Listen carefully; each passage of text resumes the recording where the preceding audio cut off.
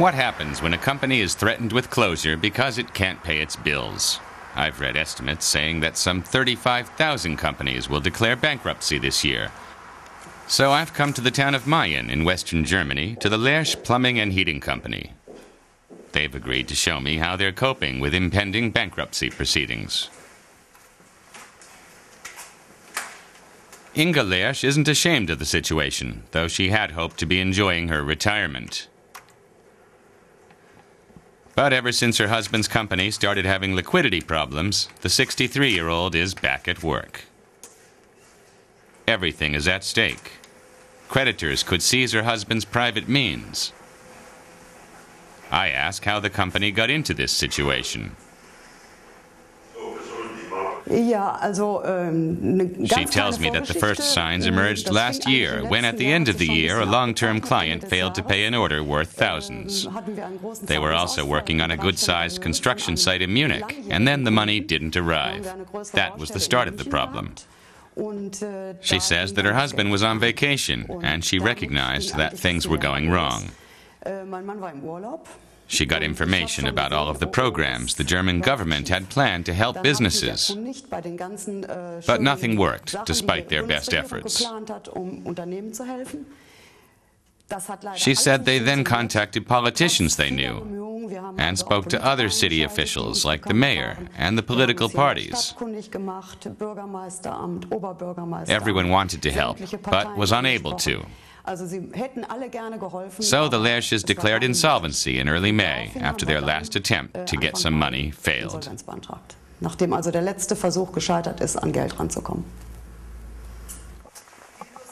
Her husband got deeper into debt and had to declare bankruptcy at the local courthouse.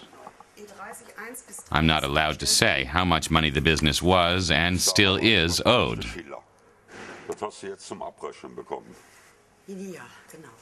Most of the current staff were already here when Jürgen Leersch took over the company from his father. That includes the warehouse keeper. But he won't be here after next week. Jürgen Leersch had to lay him off, along with several other employees.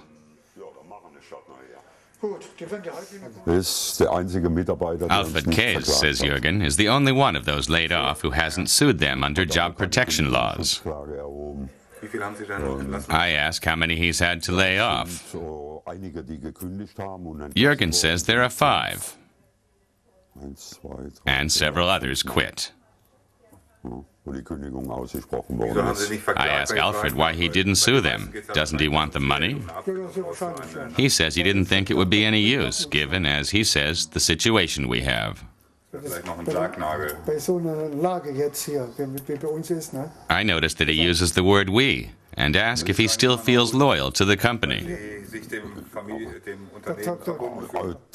Jürgen jumps in and says he thinks things won't end in acrimony, but he admits it's his responsibility that they've ended up like this. I notice it's not easy for him to talk about this. Perhaps one of the problems was here, in the warehouse. It was always too full.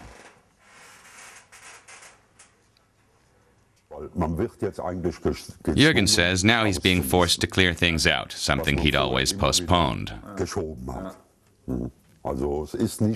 He explains that's a reason why he doesn't think the bankruptcy is only negative. He says there have been advantages as well, including when it comes to the internal workflow. I ask if he thinks his business still has a chance. He says it definitely does. He adds that he thinks it's a shame for companies where all the bankruptcy administrator does is lock the doors. His company is among the fortunate 3% in Germany that found a bankruptcy administrator who's trying to restructure the business.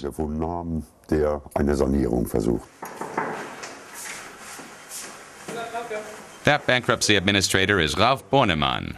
He's been at the Leersch company since May. He's making sure that Jürgen Leersch's house isn't seized, overseeing all payment transactions, and reorganizing the work within the company, apparently with success. Bornemann says the results of the past few months have been positive. The company earned profits, so they're hopeful they can keep the business afloat for good. And they hope they can present creditors with an acceptable settlement proposal that would get them more of their money back than if the company were dissolved. The creditors would get their money, the employees would keep their jobs, and the Leersch family would keep their business.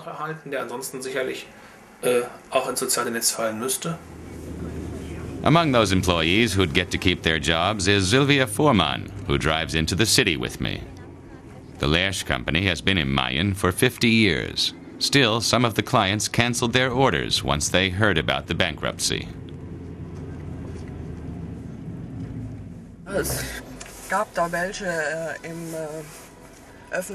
Sylvia explains there were public sector clients that turned down their bids on construction sites, even though the Leersch company were the lowest bidder.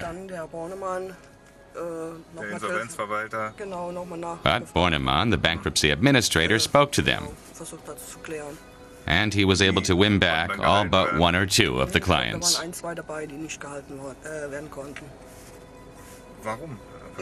I ask her why the others canceled. Sylvia says she wasn't privy to that information. I ask her what her position is. She's a draftsman, she explains, and she also does construction site management and support. She's been doing that for 20 years, but only for the past 7 at the Leersch's company. I ask if this is the first bankruptcy she's been through. She says there's been another where the company was dissolved. Does she think that will happen to the Leersch's? She says no. I run into Inge Leersch at the market square. I'm impressed by how she's dealing with it all.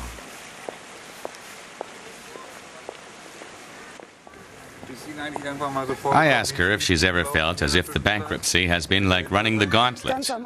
She says she did at first. Everyone knew because it was in the papers, and because they told people as well through letters and in person.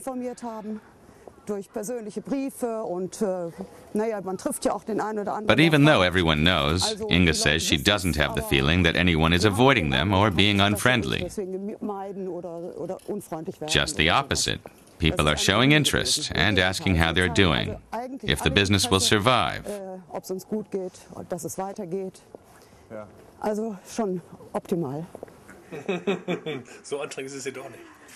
I head back to the company. I'd always thought bankruptcy meant the end of a business, but apparently not.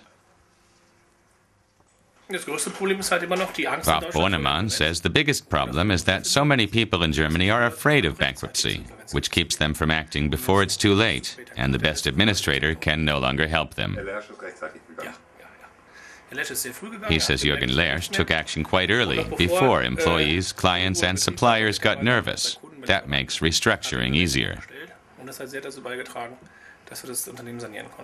Jürgen Leersch says as hard as it was the right thing to do, and that gives him strength.